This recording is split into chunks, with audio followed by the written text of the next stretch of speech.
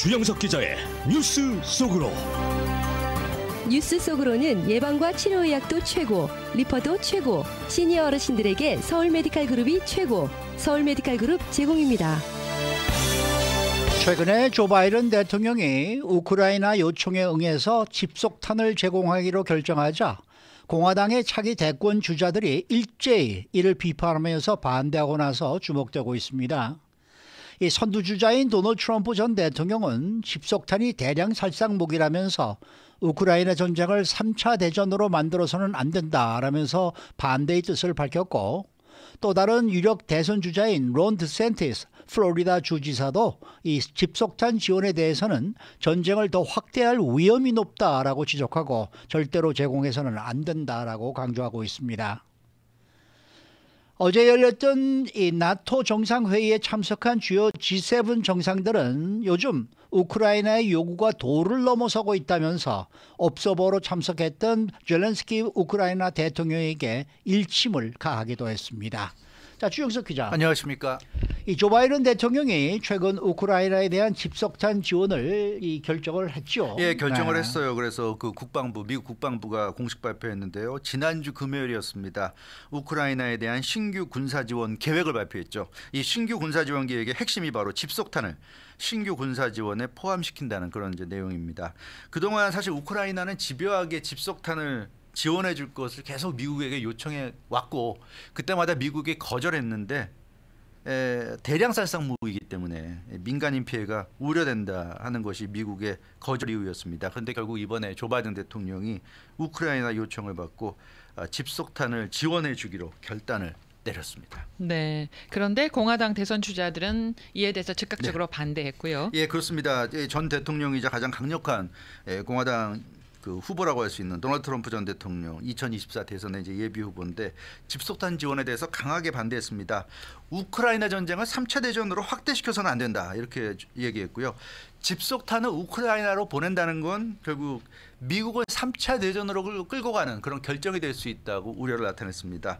그 전쟁이 끝나더라도 수십 년간 민간인들이 피해를 계속 볼 수 있다. 이 집속탄의 성격이 그렇거든요. 뒤에 가서 제가 자세히 설명해 드리겠지만 집속탄은 그 한 번 터져서 그걸로 끝나는 게 아니라 계속 후유증을 남게 만듭니다. 그래서 도널드 트럼프 전 대통령은 수많은 민간인들이 수십 년간 앞으로 고통을 겪을 수 있다 이러면서 반대한다는 뜻을 나타냈고, 론 드샌티스 플로리다 주지사도 자신은 처음부터 러시아 본토를 공격할 수 있는 무기 지원은 안 된다고 분명하게 얘기했다 이렇게 말하고 있습니다. 그것은 무기 지원이 러시아 본토까지 공격할 수 있는 무기를 우크라이나에 지원하게 되면 결국 그것은 우크라이나 전쟁을 더 확대시킨다는 의미가 된다 이런 얘기입니다. 사실상 3차 대전을 걱정하는 트럼프 대통령과 같은 목소리를 냈고요.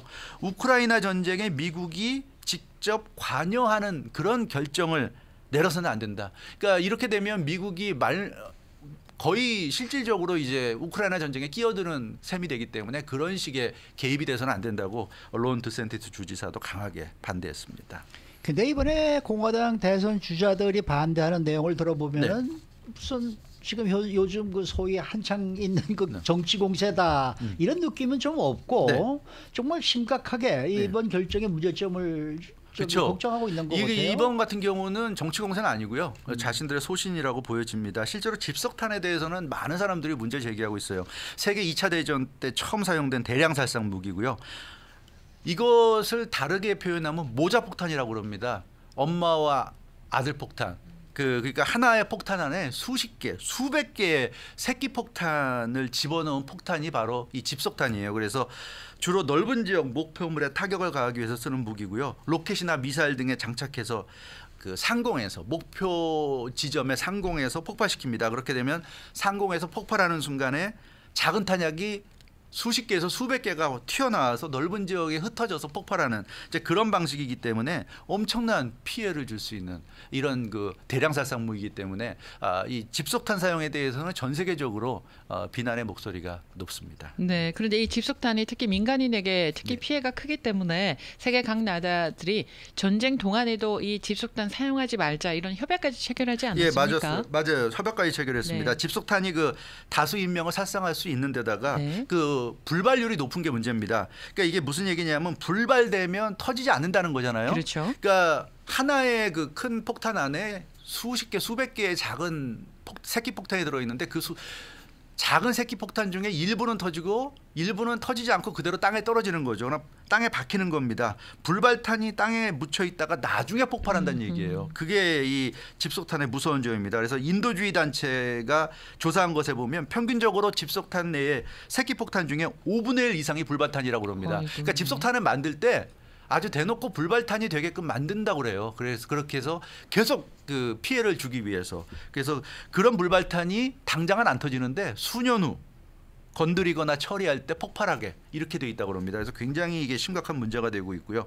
지금까지 집속탄 때문에 2차 대전 이후 사망자가 확인된 것만 56,600여 명에서 86,500여 명 정도로 추정이 되고 있습니다. 그러다 보니까 전 세계적으로 집속탄 같은 무기는 사용하면 안 된다. 아무리 전쟁을 하더라도 이건 아니다. 그래서 그 집속탄 금지 협약 CCM을 2008년에 체결했습니다. 집속탄은 생산도 해서는 안 되고 사용해서도 안 되고 이동시키는 것도 안 된다. 이런 그 협약이에요. 그래서 작년 기준으로 110개국이 집속탄 금지 협약을 비준했고요. 지금 현재는 더 늘어서 123개국까지 된 그런 상황입니다. 나토의 30개 회원국 가운데 3분의 2에 달하는 국가들도 이 협약을 비준했고, 근데 아이러니한 게 이 협약에 비준하지 않은 국가가 세 국가가 있어요. 미국과 러시아, 우크라이나입니다. 아하, 네. 미국과 러시아, 우크라이나는 이 협약에 사인을 하지 않은 그런 상황입니다. 그러면 러시아나 우크라이나는 집속탄을 사용하더라도 국제 협약에서는 문제가 되지 않는다 이런 얘기입니까? 그렇죠. 그래서 뉴욕 타임즈가 보도한 내용을 보면 이미 러시아, 우크라이나는 집속탄을 사용하고 있다 이렇게 좀 나오고 있습니다. 러시아는 지난해 2월에 우크라이나 침공했잖아요. 네. 침공하고 나서 광범위하게 집속탄을 사용하고 있다고 뉴욕 타임즈가 보도했고요. 우크라이나도 러시아가 점령한 지역을 탈환하는 공세를 펼칠 때 동부 이제 접경 지역이나 이런 데 공세를 펼칠 때 집속탄을 지금 사용하고 있는 것으로 이렇게 나타나고 있습니다. 그래서 우크라이나도 집속탄이 있는데 계속 사용하다 보니까 결국은 다 떨어질 거 아니에요. 네. 그렇기 때문에 계속 미국에게 집속탄 달라고 계속 지금 요청을 해온 거고요. 미국이 그동안 계속 거부하다가 이번에 결국 바이든 대통령이 그 요청을 들어준 겁니다. 이와 관련해서 패트릭 라이더 미국 국방부 대변인은 집속탄의 위험성 논란에 대해서 해명했는데 이번에 지원해 주기로 했지만 이 미국이 오랫동안 검토해온 사안이다. 그래서 문제되지 않는 집속탄을 지원할 방침이다. 그 얘기는 불발탈 확률이 낮은 폭탄을 제공할 것이다. 그러니까 집속탄을 주는데 그 안에 새끼 폭탄이 뭐 수백 개가 있다고 그래도 그게 다 터지는 걸 지원해 주겠다. 그게 땅에 떨어져서 박히지 않는 불발탄이 없는 그런 폭탄들을 지원할 계획이다. 이게 지금 미국 국방부의 해명입니다. 네. 네. 이 미국의 집속탄 지원 결정에 대해서 미국의 언론들도 논평이 좀 엇갈리고 있더라고요. 네, 미국의 대표적 언론들 엇갈리고 있습니다. 월스트리트저널 집속탄 지원 결정에 찬성하는 사설을 내보냈습니다. 제목이 집속탄 우크라이나 지원 결정한 조 바이든 옳다. 이런 이제 내용 제목이고요. 그동안 사실 월스트리트저널은 조 바이든 대통령의 정책에 대해서 굉장히 반대해 왔어요. 이 월스트리트저널은 굉장히 보수적인 그 매체고 조 바이든 행정부의 정책을 비판해 왔는데 이번만큼은 굉장히 그 지지하는 사설을 실었습니다. 탄약이 부족한 우크라이나 방어를 위한 사용이어서 옳다.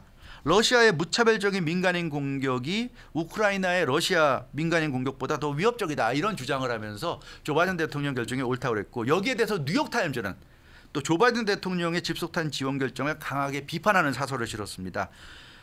뉴욕 타임즈의 논리는 이렇습니다. 불발률이 높은 집속탄을 사용하려면 사실상 지뢰를 씹는 것과 같은 효과가 발생할 수 있다. 물론 국방부에서 그래서 불발탄이 될 확률이 적은 미사일을 지원할 거라고 하지만 그건 알 수 없는 것이다. 이렇게 얘기하고 있고요. 전쟁이 끝나고 나서도 수십 년 동안 민간인 피해를 초래하게 될 것이다. 그리고 집속탄 금지 협약이 출범했기 때문에 미국이 가입하지 않았다 그래도 존중해야 된다. 존중해야 된다. 이게 뉴욕타임즈의 얘기고요. 아무리 상황이 어렵다 하더라도 집속탄을 지원하는 결정은 도덕적으로도 잘못된 결정이다. 우크라이나가 요청했다고 하지만 결국 지원을 할지 말지는 미국의 결정인데 이거는 미국이 비판받아야 될 그런 결정을 내린 것이다. 이렇게 뉴욕타임즈가 지적을 했습니다. 그리고 집속탄을 지원한다고 해서 집속탄이 우크라이나 전쟁을 끝낼 수 있는 것도 아니다. 집속탄 지원과 관계없이 우크라이나 전쟁은 계속 갈 텐데 이렇게 더 많은 인명피해를 낼 수 있는 이런 무기를 제공하는 의미를 찾기가 힘들다 하는 것이 뉴욕타임즈의 지적이었습니다. 그리고 지금 트위터 상으로도 영상이 돌아다니는데 젠 사키 전 백악관 대변인, 그 조 바이든 행정부 출범 때 초반에 그 백악관 대변인이었죠. 이 사람이 지난해 백악관 브리핑에서 집속탄 질문을 받았어요. 그때 집속탄을 사용하는 건 워크라임이라고 분명하게 백악관 브리핑에서 언급을 했습니다. 대변인이. 그 영상이 지금 돌아다니고 있어요. 그래서 작년만 해도 조 바이든 행정부에서 집속탄을 사용하는 건 워크라임이라고 얘기해 놓고서 결국 자기들이 이번에 이렇게 집속탄을 지원하기로 결정했기 때문에 이거 이렇게 해도 되는 거냐 하는 그런 지금 영상들이 돌아다니고 있습니다. 자, 이런 가운데 나토 정상회의가 열렸었는데 여기에 이제 우크라이나 대통령이 참가하지 않았습니까? 그러면서 지원을 호소했는데 좀 반응이 냉담했다. 뭐 이런 얘기들이 들려요. 예, 우리가 이제 보도상 호소라고 하지만 사실 이제 이 G7이 듣기에는 호소가 아니라 너무 이 사람은 마치 맡겨놓은 거 내놓으라는 식으로 이런 식으로 얘기하는 것 같다는 느낌을 받았던 것 같아요. 그래서 기분이 나쁘다는 건데 리투아니아에서 나토 정상회의가 어제 열렸습니다. G7 정상이 참석했죠. 여기에 볼로디미르 젤렌스키 대통령이 업저버로 참석했습니다. 미국, 독일, 영국, 프랑스, 이탈리아, 일본, 캐나다 이 7개 나라 G7 정상들 그리고 샤를 미셀 유럽연합 상임의장, 우르줄라 폰데어라이엔 유럽연합 집행위원장 등이 참석했고요. 여기 이제 젤렌스키 대통령도 참석했는데 젤렌스키 대통령이 이 자리에서 G7 정상들에게 불만을 나타냈습니다. 최근에 나토 가입이 물론 뭐 원칙적으로 허용한다고 했지만 구체적으로 이루어지지 않았거든요. 거기에 대한 불만 그리고 무기를 제대로 지원해주지 않는다는 불만 이런 걸 나타냈는데 여기에 대해서 G7 국가들은 너무 좀 심하다. 그래서 아주 불쾌감을 나타냈다는 이런 소식입니다. 이거 구체적으로 어떻게 불쾌감을 나타낸 거예요? 먼저 가장 강력하게 이제 입장을 나타낸 사람은 벤 월리스 그 영국 국방장관인데요. 작심하고 우크라이나를 비판했습니다. 우크라이나는 자신들 입장에서는 숭고한 전쟁을 치르고 있다고 생각할 것이다. 그런데 아무리 그래도 무기 지원 요구가 너무 지나치다는 것을 알아야 한다. 이렇게 영국의 국방부 장관이 얘기했습니다. 우크라이나 측의 무기 지원 요구가 너무 많아서 이제는 감당하기 힘들다. 이렇게 얘기했고요.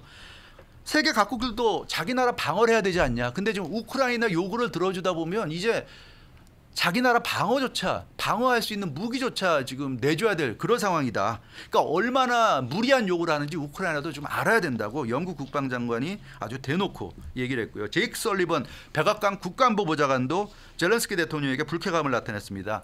마치 맡겨놓은 물건 달라고 하듯이 너무 당당하게 요구한다는 겁니다. 지금까지 도와준 것만 해도 엄청나지 않냐? 그러면 최소한 미국 국민들은 우크라이나로부터 감사하다는 땡큐 소리라도 좀 들어야 되는데 이건 뭐 감사하다는 얘기는 하지 않고 마치 맡겨놓은 물건 내놓으라는 듯이 계속 지금 내놓으라고만 얘기하는데 이건 아니지 않냐? 백악관 국가안보보좌관도 한마디 하고 나섰어요. 그래서 지금 아주 분위기가 굉장히 좀 차가웠다고 합니다.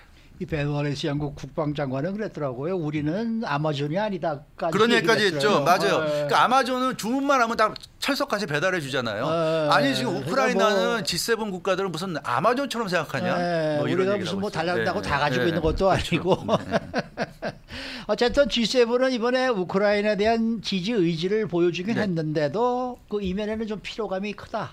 예, 그렇죠. 이런 걸 분명히 보여준 것 같아요. 우크라이나가 나토 가입을 원하고 있고 그래서 나토 가입을 받아들인다. 다만 구체적으로 언제 받아들일지는 그 정확한 건 얘기하지 않았죠. 그래서 원칙만 천명했고 정확한 얘기는 지금 하지 않고 있는데 이 G7 국가들의 입장을 보면 좀 지친 것 같아요. 그리고 피로감도 있고 언제 우크라이나 전쟁이 끝날지는 모르잖아요. 지금 돌아가는 상황 봐서는 앞으로도 계속 갈 것 같은데 그 계속 우리가 이렇게 여러 가지 우크라이나가 요구할 때마다 지원해 줘야 되는 건지 이제는 좀 짜증도 나고 피로가 큰 것 같아요. 그러니까 밑 빠진 독에 물 붓기 아니냐. 계속 물은 빠져나가는데 계속 우리가 독에 물을 부어줘야 되느냐. 이제 이런 좀 생각들을 하는 것 같아요. 그래서 이제는 좀 우크라이나 전쟁을 끝내야 되지 않느냐 하는 생각들을 하고 있는 것 같은데 언제 어떻게 끝낼지 방법을 잘 찾지 못하고 있는 그런 상황인 것 같아요. 그래서 젤렌스키 대통령이 거기에 군복 차림으로 찾아갔지만 생각보다 별로 성과를 내지 못한 것 같습니다. 네, 주영석 기자였습니다.